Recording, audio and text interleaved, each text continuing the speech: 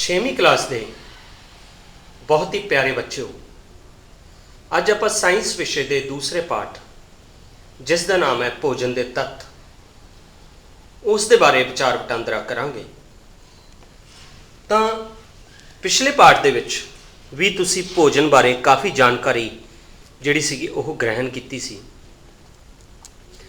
जिस दे विच तुहानूं सुबह दोपहरे ते शाम नूं अपने जिहड़े भोजन के वक्-वक् तरह के पदार्थ आपां किहड़े खाने हैं उन्हां सारे बारे पता लग्या।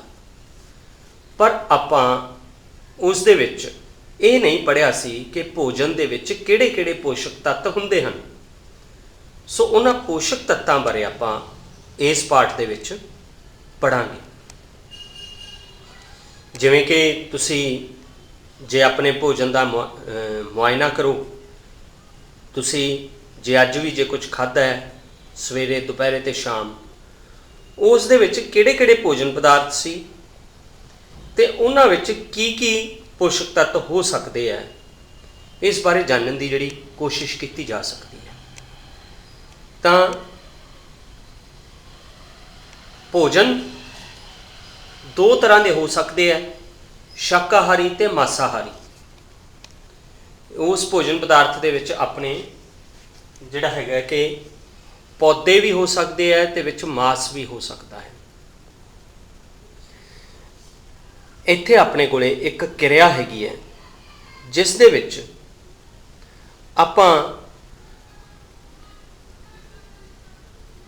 भोजन पदार्थां बारे एक सारणी बनी हुई है। उस दे विच आपां वक्-वक् तरह के पकवानां बारे जानने की कोशिश करनी है भी किहड़े-किहड़े भोजन पदार्थ है जिहड़े आपां खाने हैं ते दूसरे राज्यां वाले जिहड़े ओह खांदे हैं। पर वो जिन्ने भी किस्म के भोजन खा रहे हैं उन्हां दा जिहड़ा मूल अंश है, भाव भोजन के जिहड़े तत्त है वो लगभग उही रहिंदे हन। उदाहरण के तौर पर अपने को इत्थे सारणी है एक, मैं थोड़ी जी उसनूं अनजूम करके दिखाना चाहना तुहानूं।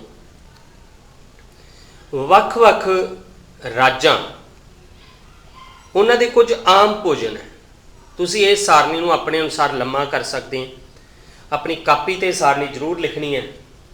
साइंस की कापी च जदों तुसीं ये पाठ शुरू करोगे उस दे विच ये सारणी लिखनी है तो उसका नाम भी लिखना कि वक्-वक् खेतरां राज्यां दे कुछ आम भोजन।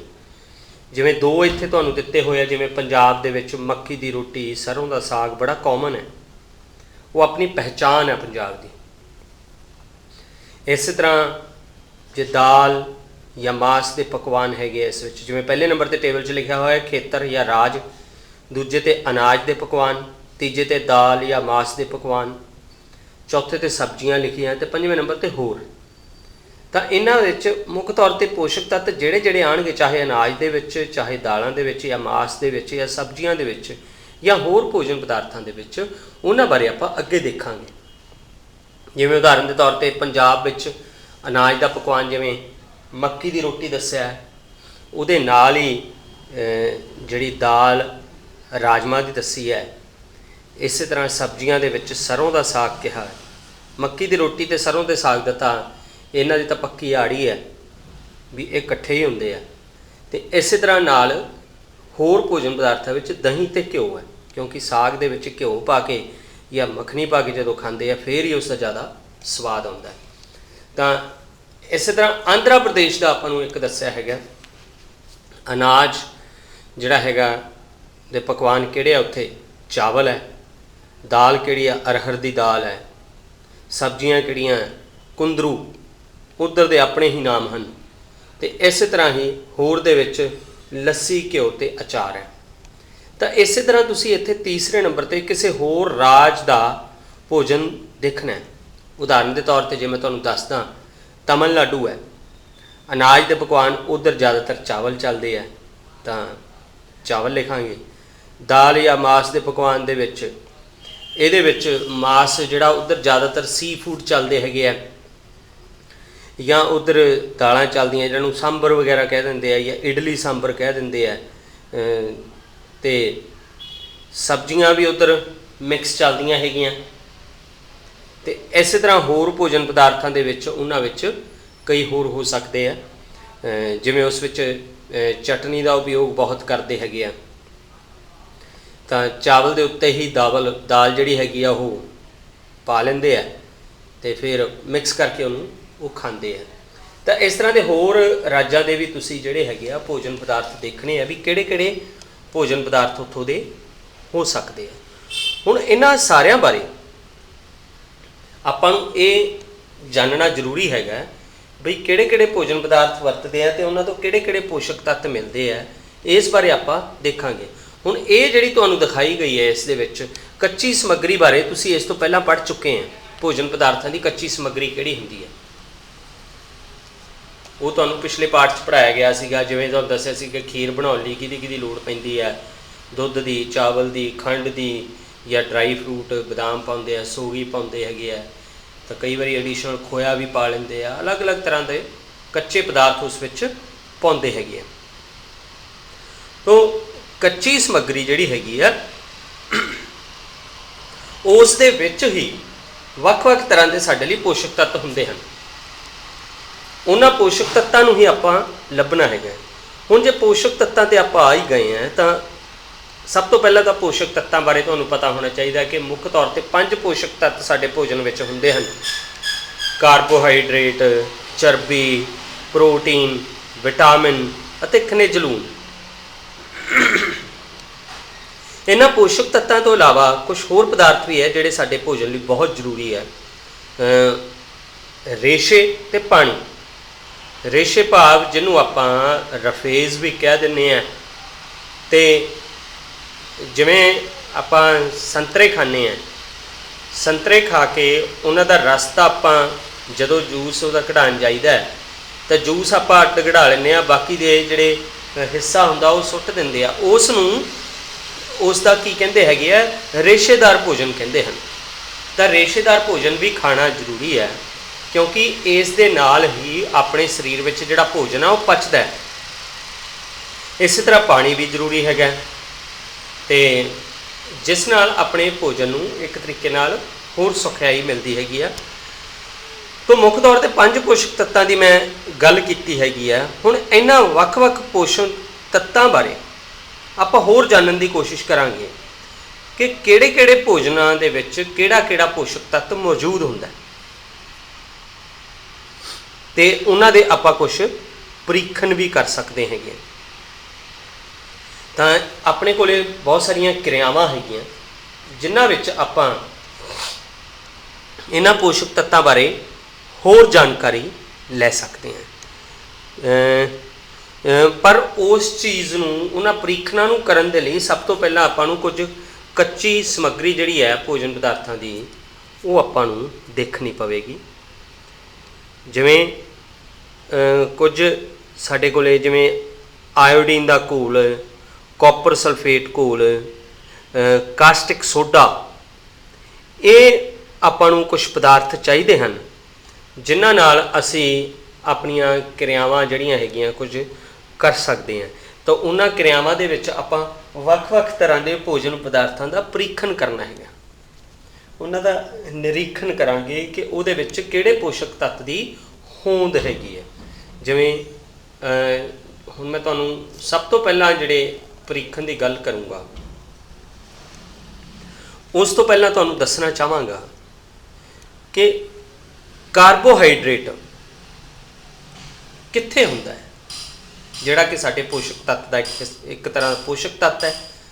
ਆਟਾ ਜਿਸ ਦੀ ਆਪਾਂ ਰੋਟੀ ਖਾਂਦੇ ਹਾਂ, ਜਾਂ ਚਾਵਲ ਹੈ, ਜਾਂ ਇਵਨ ਛੋਲੇ ਹੈਗੇ ਹੈ, ਜਾਂ ਖੰਡ ਹੈ, ਇਹਨਾਂ ਸਾਰਿਆਂ ਵਿੱਚ ਕਾਰਬੋਹਾਈਡਰੇਟ ਹੁੰਦਾ ਹੈ। ਪਰ ਇਹ ਜਿਹੜਾ ਕਾਰਬੋਹਾਈਡਰੇਟ ਹੈ ਇਹ ਕਿਹੜੇ ਰੂਪ 'ਚ ਹੁੰਦਾ ਹੈ? ਇਸ ਦੇ 2 ਰੂਪ ਹੈਗੇ ਹੈ, ਇੱਕ ਸ਼ੱਕਰ ਹੈ ਅਤੇ ਇੱਕ ਨਿਸ਼ਾਸਤਾ। ਤੋ ਇਸੇ ਨਿਸ਼ਾਸਤਾ ਦੀ ਆਪਾਂ ਪਰੀਖਣ ਕਰਨਾ ਹੈਗਾ ਵੀ ਇਹ ਕਿਹੜੇ ਭੋਜਨ ਪਦਾਰਥ ਵਿੱਚ ਨਿਸ਼ਾਸਤਾ ਹੈਗਾ। ਆਪਾਂ ਨੂੰ ਜੇ ਇਹ ਪਤਾ ਲੱਗ ਗਿਆ ਕਿ ਕਿਹੜੇ ਭੋਜਨ ਪਦਾਰਥ 'ਚ ਨਿਸ਼ਾਸਤਾ ਹੈਗਾ ਤਾਂ ਆਪਣੇ ਲਈ ਇਹ ਪਰਖ ਕਰਨੀ ਸੌਖੀ ਹੋ ਜਾਣੀ ਹੈ ਵੀ ਕਿਹੜਾ ਭੋਜਨ ਪਦਾਰਥ ਆਪਾਂ ਖਾ ਸਕਦੇ ਹਾਂ। ਤੋ ਨਿਸ਼ਾਸਤਾ ਦੇ ਪਰੀਖਣ ਕਰਨ ਦੇ ਲਈ ਆਪਾਂ ਨੂੰ ਇੱਕ ਕਿਰਿਆ ਕਰਨੀ ਪੈਣੀ ਹੈ। उस क्रिया लई जिहड़ी कच्ची समग्री हैगी है, एक तां आपां नूं आयोडीन का घोल चाहिए, एक आपां नूं जिहड़े हैगे है इस विच आलू चाहिए हैगा, जिस दे उत्ते आपां निशास्ते का परीखण करना है। परीखण के लिए आपां की करना है कि भोजन पदार्थ आलू लैके उस नूं कट के उस दे उपर आयोडीन के घोल दियां 2-3 बूंदां पावांगे, कट्टे हुए हिस्से ते आलू दे। तां वो बूंदां पा के जदों आपां देखांगे उस आलू का रंग जिहड़ा हैगा नीला जा काला हो जाएगा। जे उसका आलू का रंग नीला जा काला हो गया, इस तो भाव यह है भी आलू दे विच निशास्ता हैगा, आलू दे विच निशास्ता हैगा। ते यही प्रयोग आपां होर बहुत सारे भोजन पदार्थां विच करके देख सकते हैं। जिहड़े चावल हैगे आ उन्हां विच भी ये आपां क्रिया कर सकते हैं, जिस तो आपां नूं पता लग सकता है कि उस विच निशास्ता हैगा कि नहीं हैगा। हुण दूसरे नंबर ते आपां जिहड़े भोजन पदार्थ की परख करनी है वो हैगा प्रोटीन। प्रोटीन की परख करन लई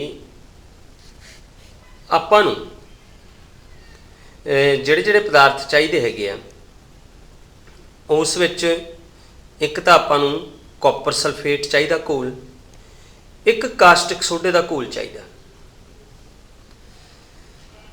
तो आपां एक इहो जिहा भोजन पदार्थ लवांगे जिस विच प्रोटीन हुंदा है। सब तो पहले तुहानूं कास्टिक सोडे बारे दसना जरूरी हैगा ते कॉपर सल्फेट बारे भी दसना जरूरी हैगा। ते ये मतलब कॉपर सल्फेट घोल किवें बनाया जाता है, 10 मिलीलीटर पानी दे विच 2 ग्राम कॉपर सल्फेट घोलन नाल अपने कोले कॉपर सल्फेट घोल बन जाता है। ते 10 मिलीलीटर पानी विच 10 ग्राम कास्टिक सोडा मिलाउण नाल साडे कोले कास्टिक सोडे का घोल वो प्राप्त हो जाता है। तो हुण आपां जिहड़ी प्रोटीन की परख करनी हैगी है, प्रोटीन आपां नूं किहड़े भोजन पदार्थ तो मिलता है? आम तौर पर दुध आपां उस विच गिन सकते हैं, क्योंकि प्रोटीन अपने शरीर के वाधे लई जरूरी है। तो बचपन तो ही बच्चे नूं माता का दुध मिलता, वो इसे करके मिलता है कि उसका जिहड़ा वाधा वो जल्दी हो सके। तो इसलिए आपां करना की हैगा कि एक टैस्ट ट्यूब दे विच थोड़ा जिहा दुध पा के उस विच 2 बूंदां कॉपर सल्फेट दियां पाउणियां ते 10 बूंदां आपां कास्टिक सोडे दे घोल दियां पाउणियां। ते उस परख नली नूं आपां हिलावांगे। परख नली नूं हिलाउण तो बाद जे परख नली दे विच जिहड़ा रंग हैगा वो बैंगनी हो गया तो इसका भाव है भी उस भोजन पदार्थ दे विच प्रोटीन हैगा। की हैगा? प्रोटीन। तो इस तरह आप प्रोटीन की परख कर सकते हैं लैब दे विच। तीसरे नंबर पर आप जिहड़ी परख करनी हैगी है वो हैगा चर्बी का परीखण।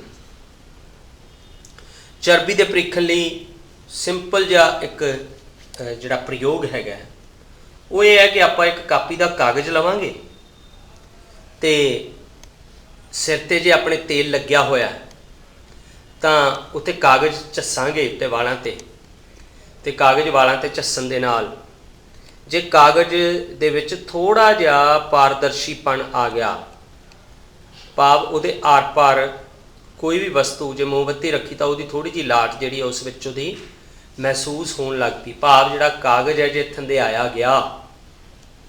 ये तुसीं आप करके देखो, बहुत सौखा प्रयोग है। जे वालां ते तुहाडे तेल लग्या होया तो तुसीं कापी का कागज़ लैके वालां ते उसनूं चस्सो तो कागज़ जिहड़ा हैगा वो तुसीं देखोगे उस ते तेल जम जाएगा तुहाडे वालां दा ते उस विचों आर पार थोड़ा थोड़ा दिसन लग जाएगा। जे अजिहा होया तो भाव तुहाडे वालां विच चर्बी हैगी सी। तां ये एक क्रिया हैगी है जिहड़ी आपां ਚਰਬੀ ਦੇ ਪ੍ਰੀਖਣ ਲਈ ਕਰ ਸਕਦੇ ਹਾਂ। ਤੇ ਜੇ ਆਪਣੇ ਵਾਲਾਂ 'ਤੇ ਤੇਲ ਨਹੀਂ ਲੱਗਿਆ ਹੋਇਆ ਤੇ ਆਪਾਂ ਕਾਗਜ਼ ਰਗੜਾਂਗੇ ਤਾਂ ਕਾਗਜ਼ ਜਿਹੜਾ ਹੈਗਾ ਉਸ ਦੇ ਉੱਤੇ ਚਰਬੀ ਕਿਸੇ ਤਰ੍ਹਾਂ ਦੀ ਨਹੀਂ ਆਵੇਗੀ। ਤਾਂ ਭਾਵ ਵਾਲਾਂ 'ਤੇ ਤੇਲ ਨਹੀਂ ਲੱਗਿਆ ਹੋਇਆ, ਭਾਵ ਚਰਬੀ ਨਹੀਂ ਹੈਗੀ, ਤਾਂ ਮਤਲਬ ਉੱਥੇ ਕਿਤੇ ਵੀ ਚਰਬੀ ਜਿਹੜੀ ਆ ਉਹ ਨਹੀਂ ਹੈਗੀ। ਤਾਂ ਇਸ ਤਰ੍ਹਾਂ ਜਿਹੜਾ ਚਰਬੀ ਦਾ ਪ੍ਰੀਖਣ ਹੋ ਸਕਦਾ ਹੈਗਾ। ਤਾਂ ਆਪਾਂ 3 ਤਰ੍ਹਾਂ ਦੇ ਪ੍ਰਯੋਗ ਜਿਹੜੇ ਹੈਗੇ ਆ ਉਹ ਇੱਥੇ ਵਾਚੇ ਆ, ਜਿਸ ਵਿੱਚ ਪਹਿਲੇ ਨੰਬਰ 'ਤੇ ਸੀਗਾ ਨਿਸ਼ਾਸ਼ਤੇ ਦਾ ਪ੍ਰੀਖਣ, ਦੂਸਰੇ ਨੰਬਰ 'ਤੇ ਸੀਗਾ ਪ੍ਰੋਟੀਨ ਦਾ ਪ੍ਰੀਖਣ, ਤੀਸਰੇ ਨੰਬਰ 'ਤੇ ਸੀਗਾ ਆਪਣੇ ਕੋਲੇ ਚਰਬੀ ਦਾ ਪ੍ਰੀਖਣ। ਹੁਣ ਇਹ 3 ਪੋਸ਼ਕ ਤੱਤ ਜਿਹੜੇ ਹੈਗੇ ਆ ਇਹ ਇਹੋ ਜਿਹੇ ਆ ਜਿਨ੍ਹਾਂ ਨੂੰ ਆਪਣਾ ਸਰੀਰ ਸਿੱਧੇ ਤੌਰ 'ਤੇ ਨਹੀਂ ਪਚਾ ਸਕਦਾ, ਉਹਨਾਂ ਨੂੰ ਸਰਲ ਰੂਪਾਂ ਵਿੱਚ ਬਦਲਣਾ ਪੈਂਦਾ ਤਾਂ ਹੀ ਉਹਨੂੰ ਜਜ਼ਬ ਕਰ ਸਕਦੇ ਆ। ਪਰ ਜਿਹੜੇ ਬਾਕੀ ਦੇ 2 ਪੋਸ਼ਕ ਤੱਤ ਹੈ ਜਿਸ ਵਿੱਚ ਪ੍ਰੋਟੀਨ ਤੇ ਖਣਿਜ ਆ ਜਾਂਦੇ ਆ, ਇਹਨਾਂ ਦੀ ਵੀ ਸਾਡੇ ਸਰੀਰ ਨੂੰ ਲੋੜ ਹੁੰਦੀ ਹੈ। ਤੇ ਇਹਨਾਂ ਦੀ ਜਿਹੜੀ ਲੋੜ ਆ ਉਹ ਘੱਟ ਮਾਤਰਾ 'ਚ ਹੁੰਦੀ ਆ। ਉਹ ਆਪਾਂ ਦੇਖਾਂਗੇ ਕਿ ਇਹ ਕਿਵੇਂ ਕਿਵੇਂ ਲੋੜ ਹੁੰਦੀ ਹੈ। ਜਿਵੇਂ ਹੁਣ ਆਪਾਂ ਇਸ ਵਿੱਚ ਦੇਖਾਂਗੇ ਕਿ ਪੋਸ਼ਕ ਤੱਤ ਸਾਡੇ ਸਰੀਰ ਲਈ ਕੀ ਕਰਦੇ ਹਨ। ਦੇਖੋ, ਜਿਹੜੇ ਕਾਰਬੋਹਾਈਡਰੇਟ ਹੈ ਉਹਨਾਂ ਦਾ ਮੁੱਖ ਕੰਮ ਹੈ ਇਹ ਸਾਡੇ ਸਰੀਰ ਨੂੰ ਚਰਬੀ ਦਿੰਦੇ ਆ, ਸਾਡੇ ਸਰੀਰ ਨੂੰ ਊਰਜਾ ਦਿੰਦੇ ਆ। ਜਿਹੜੀ ਚਰਬੀ ਹੈਗੀ ਹੈ ਇਹ ਵੀ ਸਾਡੇ ਸਰੀਰ ਨੂੰ ਊਰਜਾ ਦਿੰਦੀ ਹੈ, ਕੰਮ ਕਰਨ ਦੀ ਸਮਰੱਥਾ। ਊਰਜਾ ਦਾ ਭਾਵ ਹੈ ਕੰਮ ਕਰਨ ਦੀ ਸਮਰੱਥਾ।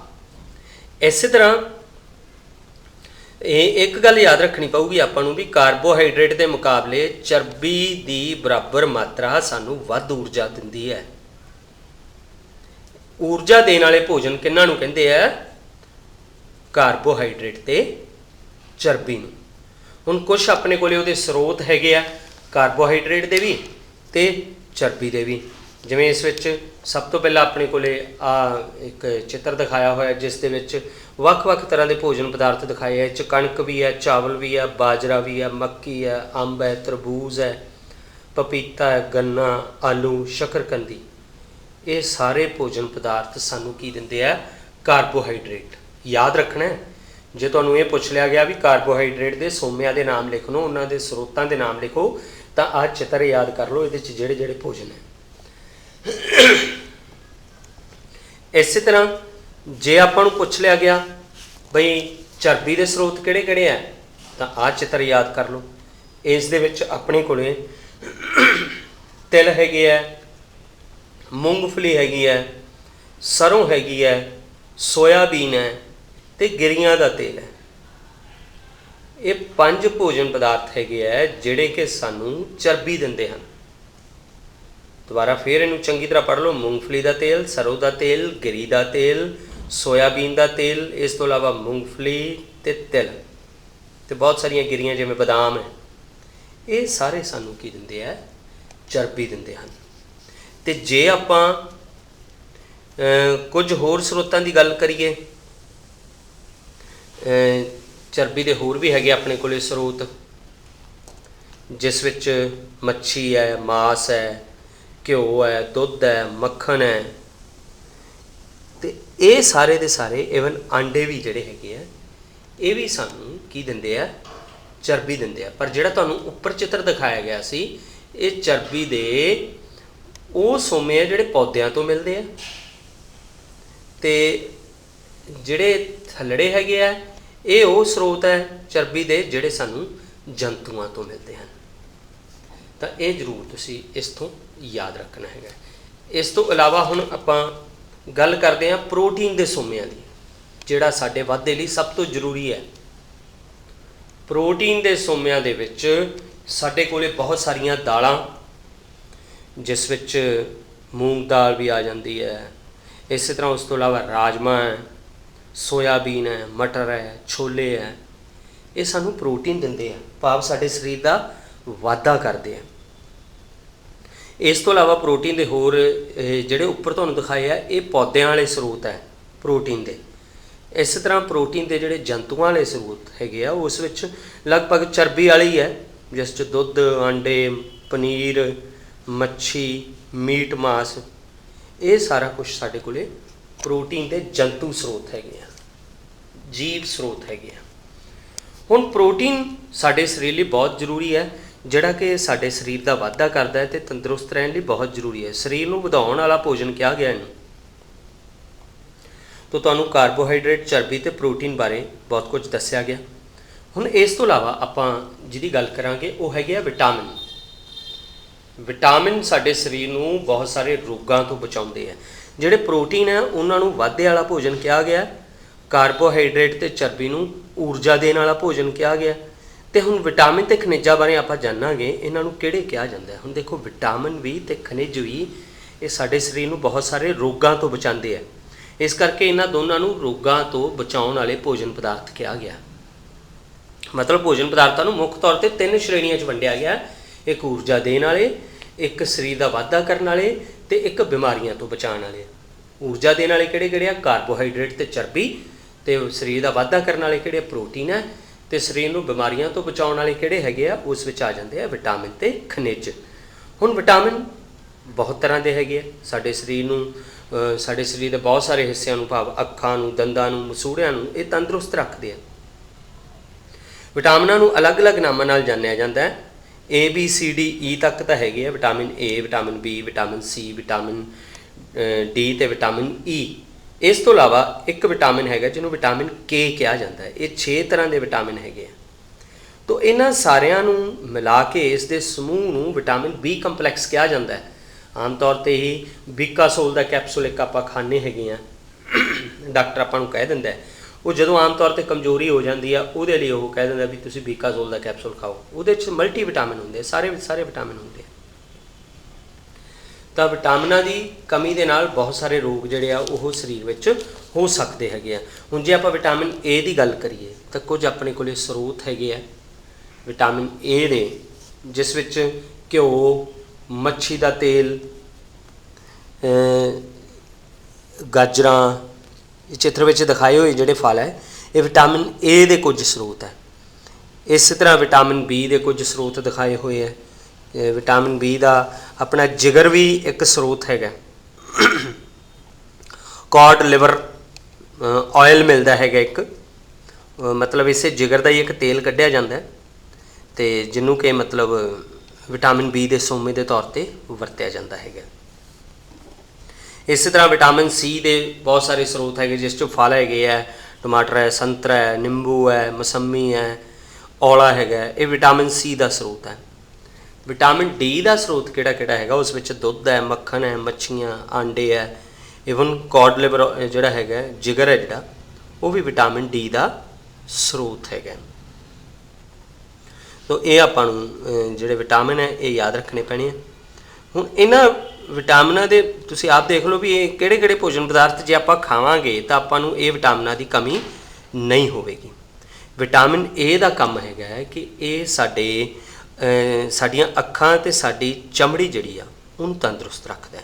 ਜੇ ਆਪਾਂ ਵਿਟਾਮਿਨ A ਵਾਲੇ ਜਿਹੜੇ ਭੋਜਨ ਖਾਵਾਂਗੇ, ਜਿਹੜੇ ਆ ਬਿਲਕੁਲ ਕੇਂਦਰ 'ਚ ਦਿਖਾਏ ਹੋਏ ਆ, ਮੁੱਖ ਤੌਰ 'ਤੇ ਘਿਓ, ਮੱਛੀ ਦਾ ਤੇਲ, ਮੱਛੀ ਦੇ ਤੇਲ ਦੇ ਕੈਪਸੂਲ ਵੀ ਆਉਂਦੇ ਆ 7 C's ਦੇ ਨਾਮ 'ਤੇ, ਉਹ ਖਾਧੇ ਜਾ ਸਕਦੇ ਆ ਸਪਲੀਮੈਂਟਰੀ ਭੋਜਨ ਦੇ ਤੌਰ 'ਤੇ, ਵਿਟਾਮਿਨ A ਦੇ ਸਰੋਤ ਦੇ ਤੌਰ 'ਤੇ।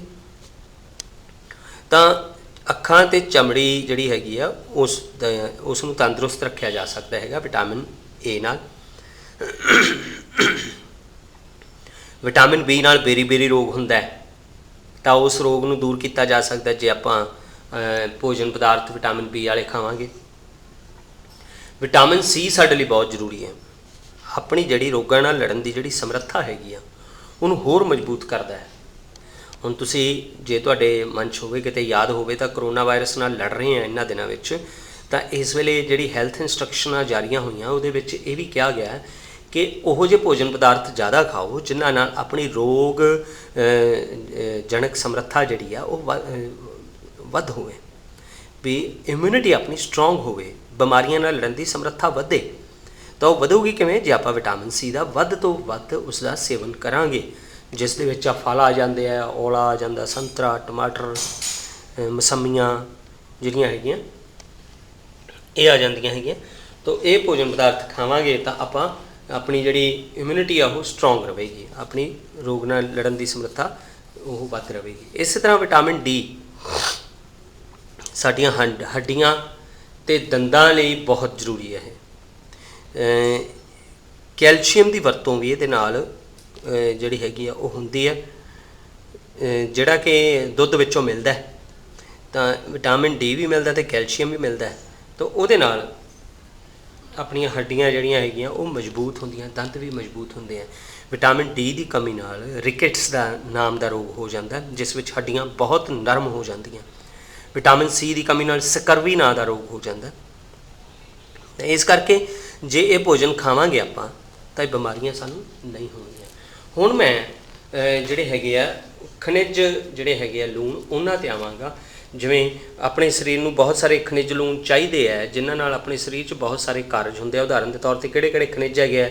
ਆਇਓਡੀਨ ਹੈ, ਫਾਸਫੋਰਸ ਹੈ, ਉਸ ਵਿੱਚ ਲੋਹਾ ਆ ਜਾਂਦਾ ਹੈ ਅਤੇ ਕੈਲਸ਼ੀਅਮ ਆ ਜਾਂਦਾ ਹੈ। ਤਾਂ ਇਹਦੇ ਵਿੱਚ ਸਭ ਤੋਂ ਪਹਿਲਾਂ ਆਇਓਡੀਨ ਦੀ ਗੱਲ ਕਰਾਂਗੇ। ਆਇਓਡੀਨ ਜੇ ਸਧਾਰਨ ਰੂਪ ਵਿੱਚ ਆਪਾਂ ਦੇਖਣਾ ਹੋਵੇ ਤਾਂ ਆਇਓਡੀਨ ਸਾਨੂੰ ਆਪਣੇ ਨਮਕ ਦੇ ਵਿੱਚੋਂ ਮਿਲਦਾ ਹੈ। ਉਸ ਨਮਕ ਦੇ ਉੱਤੇ ਤੁਸੀਂ ਦੇਖੋ ਵੀ ਥੈਲੀ ਦੇ ਉੱਤੇ ਲਿਖਿਆ ਹੁੰਦਾ ਆਇਓਡਾਈਜ਼ਡ ਸਾਲਟ, ਭਾਵ ਸਮੁੰਦਰ ਤੋਂ ਜਿਹੜਾ ਨਮਕ ਪ੍ਰਾਪਤ ਕੀਤਾ ਗਿਆ ਉਸ ਵਿੱਚ ਆਇਓਡੀਨ ਵੀ ਮਿਲਾਈ ਗਈ, ਆਇਓਡਾਈਜ਼ਡ ਸਾਲਟ। ਇਸ ਤੋਂ ਇਲਾਵਾ ਹੋਰ ਵੀ ਬਹੁਤ ਸਾਰੇ ਭੋਜਨ ਪਦਾਰਥ ਹੈਗੇ ਜਿਹੜੇ ਸਾਨੂੰ ਆਇਓਡੀਨ ਦਿੰਦੇ ਆ। ਫਾਸਫੋਰਸ ਦੇ ਬਹੁਤ ਸਾਰੇ ਸੋਮੇ ਆ, ਜਿਸ ਵਿੱਚ ਦੁੱਧ ਹੈ, ਕੇਲੇ ਹੈ। ਇਸੇ ਤਰ੍ਹਾਂ ਲੋਹਾ ਵੀ ਆਪਣੇ ਸਰੀਰ ਲਈ ਬਹੁਤ ਜ਼ਰੂਰੀ ਹੈਗਾ। ਲੋਹਾ ਜਿਹੜਾ ਹੈਗਾ ਇਹ ਆਪਣੇ ਖੂਨ ਵਿੱਚ ਜਿਹੜੀ ਆਕਸੀਜਨ ਹੈਗੀ ਆ ਉਹਨੂੰ ਨਾਲ ਰਲਾ ਕੇ ਲੈ ਕੇ ਜਾਂਦਾ ਹੈਗਾ, ਸਪਲਾਈ ਕਰਦਾ ਉਹਨਾਂ ਦੀ ਅਗਾਂਹ। ਤਾਂ ਇਸ ਕਰਕੇ ਲੋਹੇ ਦੀ ਬਹੁਤਾਤ ਹੋਣੀ ਬਹੁਤ ਜ਼ਰੂਰੀ ਹੈਗੀ ਆਪਣੇ ਭੋਜਨ ਦੇ ਵਿੱਚ। ਕਿੱਥੋਂ ਕਿੱਥੋਂ ਮਿਲਦਾ? ਪਾਲਕ ਹੈਗਾ, ਉਸ ਵਿੱਚ ਇਵਨ ਹੋਰ ਬਹੁਤ ਸਾਰੇ ਭੋਜਨ ਪਦਾਰਥ ਹੈ। ਜਿਹੜਾ ਲਿਵਰ ਆਇਲ ਹੈਗਾ ਉਹ ਵੀ ਇਸ ਦੇ ਵਿੱਚ ਕੰਮ ਕਰਦਾ ਹੈਗਾ। ਤਾਂ ਇਹ ਲੋਹੇ ਵਾਲੇ ਭੋਜਨ ਪਦਾਰਥ ਸਾਨੂੰ ਮੁੱਖ ਤੌਰ 'ਤੇ ਬਹੁਤ ਸਾਰੇ ਖਾਣੇ ਚਾਹੀਦੇ। ਇਸ ਤੋਂ ਇਲਾਵਾ ਕੈਲਸ਼ੀਅਮ ਦੇ ਸਰੋਤ, ਇਹਨਾਂ ਬਾਰੇ ਆਪਾਂ ਪਹਿਲਾਂ ਵੀ ਪੜ੍ਹ ਚੁੱਕੇ ਹਾਂ, ਦੁੱਧ ਅਤੇ ਆਂਡੇ। ਤਾਂ ਇਹ ਖਣਿਜ ਲੂਣਾਂ ਦੀ ਵੀ ਆਪਾਂ ਨੂੰ ਲੋੜ ਹੈਗੀ ਆ। ਜੇ ਇਹ ਦੋਨੇ ਤਰ੍ਹਾਂ ਦੇ ਭਾਵ ਵਿਟਾਮਿਨ ਅਤੇ ਖਣਿਜ ਜਿਹੜੇ ਹੈਗੇ ਆ ਆਪਣੇ ਸਰੀਰ ਨੂੰ ਸਹੀ ਮਾਤਰਾ ਵਿੱਚ ਮਿਲ ਰਹੇ ਹਨ ਤਾਂ ਸਾਨੂੰ ਜਿਹੜਾ ਹੈਗਾ ਸਾਡਾ ਵਾਧਾ ਹੁੰਦਾ ਰਹੇਗਾ, ਅਸੀਂ ਬਿਮਾਰੀਆਂ ਤੋਂ ਬਚੇ ਰਹਾਂਗੇ। ਪਰ ਜੇ ਇਹਨਾਂ ਵਿਟਾਮਿਨ ਖਣਿਜਾਂ ਵਿੱਚੋਂ ਕਿਸੇ ਦੀ ਕਮੀ ਆ ਗਈ ਤਾਂ ਸਾਨੂੰ ਕਈ ਤਰ੍ਹਾਂ ਦੇ ਰੋਗ ਹੋ ਸਕਦੇ ਆ। ਜਿਵੇਂ ਆਇਓਡੀਨ ਦੀ ਕਮੀ ਦੇ ਨਾਲ ਗਿੱਲੜ ਰੋਗ ਹੋ ਜਾਂਦਾ ਹੈ। ਇਸੇ ਤਰ੍ਹਾਂ ਲੋਹੇ ਦੀ ਕਮੀ ਨਾਲ ਅਨੀਮੀਆ ਹੋ ਜਾਂਦਾ ਹੈਗਾ। ਤੋ ਇਹ ਕੁਛ ਰੋਗ ਹੈ ਜਿਹੜੇ ਨਾਲ ਨਾਲ ਤੁਹਾਨੂੰ ਦੱਸਣੇ ਵੀ ਜ਼ਰੂਰੀ ਹੈ, ਤੁਹਾਨੂੰ ਪਤਾ ਵੀ ਲੱਗਦਾ ਰਹੇ। ਤਾਂ ਸੂਰਜ ਦੀ ਰੌਸ਼ਨੀ ਤੋਂ ਵੀ ਸਾਨੂੰ ਵਿਟਾਮਿਨ ਮਿਲਦਾ ਹੈ, ਉਹ ਵਿਟਾਮਿਨ ਡੀ ਹੈ। ਤਾਂ ਇਹਨਾਂ ਖਣਿਜਾਂ ਦੀ ਅਤੇ ਵਿਟਾਮਿਨ ਜਿਹੜੇ ਹੈਗੇ ਆ ਇਹਨਾਂ ਦੀ ਸਹੀ ਮਾਤਰਾ ਸਾਡੇ ਲਈ ਬਹੁਤ ਜ਼ਰੂਰੀ ਹੈ। ਕਈ ਵਾਰੀ ਐਂ ਹੁੰਦਾ ਕਿ ਸਾਨੂੰ ਇੱਕੋ ਤਰ੍ਹਾਂ ਦੇ ਭੋਜਨ ਪਦਾਰਥ ਤੋਂ ਵੱਧ ਤਰ੍ਹਾਂ ਦੇ ਪੋਸ਼ਕ ਤੱਤ ਮਿਲਦੇ ਹਨ। ਇਹ ਵੀ ਆਪਣੇ ਲਈ ਜਾਣਨਾ ਬਹੁਤ ਜ਼ਰੂਰੀ ਹੈ। ਜਿਵੇਂ ਤੁਸੀਂ ਪਹਿਲਾਂ ਦੇਖਿਆ ਸੀਗਾ ਕਿ ਦੁੱਧ ਹੈ, ਮੱਛੀ ਹੈ, ਆਂਡੇ ਹੈ, ਉਹਨਾਂ ਤੋਂ ਸਾਨੂੰ ਪ੍ਰੋਟੀਨ ਵੀ ਮਿਲਦਾ ਅਤੇ ਨਾਲ ਨਾਲ ਚਰਬੀ ਵੀ ਮਿਲਦੀ ਹੈ। ਤਾਂ ਇਸ ਤਰ੍ਹਾਂ ਦੇ ਹੋਰ ਵੀ ਬਹੁਤ ਸਾਰੇ ਭੋਜਨ ਦੀਆਂ ਕਿਸਮਾਂ ਹੈਗੀਆਂ ਜਿਹੜੀਆਂ ਸਾਨੂੰ ਇੱਕ ਤੋਂ ਵੱਧ ਤਰ੍ਹਾਂ ਦੇ ਪੋਸ਼ਕ ਤੱਤ ਦਿੰਦੇ ਹੈਗੇ ਆ। ਤਾਂ ਇਹ ਕੱਚੀਆਂ ਸਮੱਗਰੀਆਂ ਜਿੰਨੀਆਂ ਵੀ ਹੈਗੀਆਂ ਇਹ ਸਾਡੇ ਲਈ ਫਿਰ ਬਹੁਤ ਜ਼ਰੂਰੀ ਹੈ।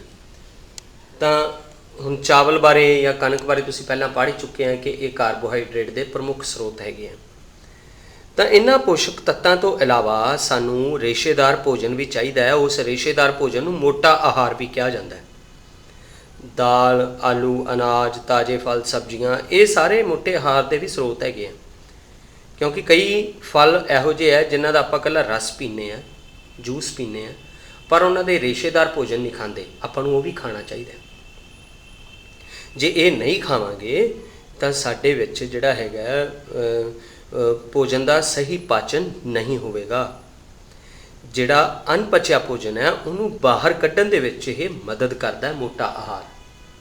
ਤਾਂ ਇਹ ਆਪਣੇ ਲਈ ਬਹੁਤ ਜ਼ਰੂਰੀ ਹੈ। ਤਾਂ ਪਾਣੀ ਵੀ ਸਾਨੂੰ ਇਸ ਵਿੱਚ ਬਹੁਤ ਜ਼ਰੂਰੀ ਚਾਹੀਦਾ ਹੈਗਾ।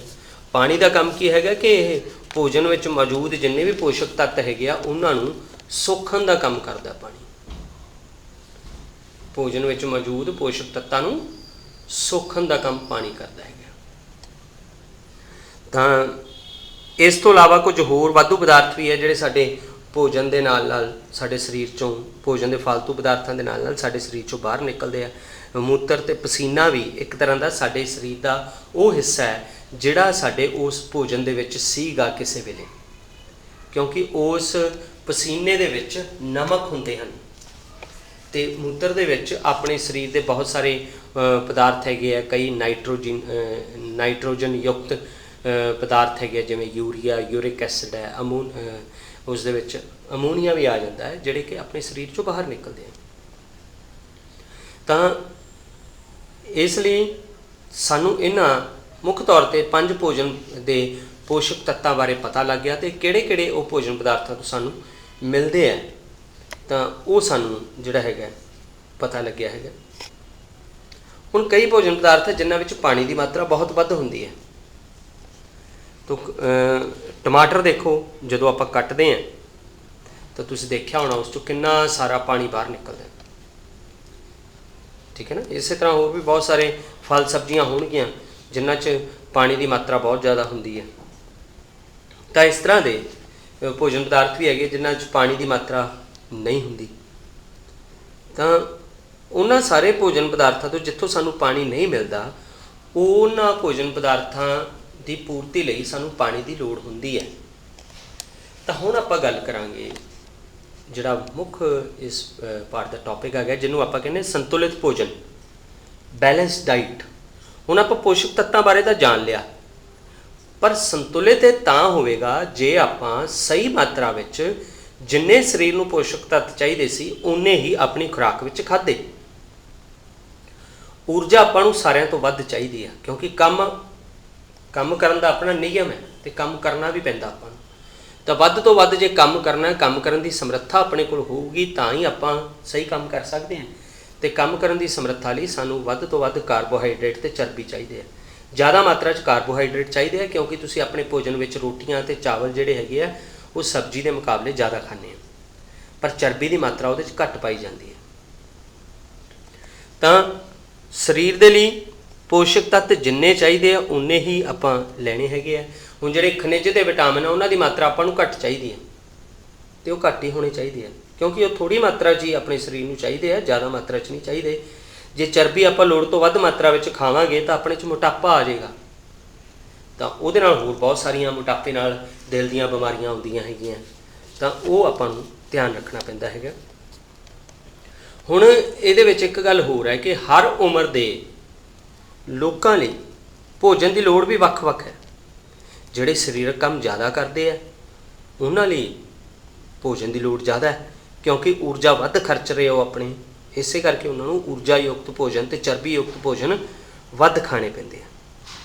ਤਾਂ ਲੋਕਾਂ ਦੀ ਲੋੜ ਦੇ ਅਨੁਸਾਰ ਹੀ ਉਹਨਾਂ ਨੂੰ ਸੰਤੁਲਿਤ ਭੋਜਨ ਲੈਣਾ ਚਾਹੀਦਾ, ਅਤੇ ਪੋਸ਼ਕ ਤੱਤ ਜਿਹੜੇ ਹੈਗੇ ਆ ਉਹ ਸਹੀ ਮਾਤਰਾ 'ਚ ਲੈਣੇ ਬਹੁਤ ਜ਼ਰੂਰੀ ਹੈ।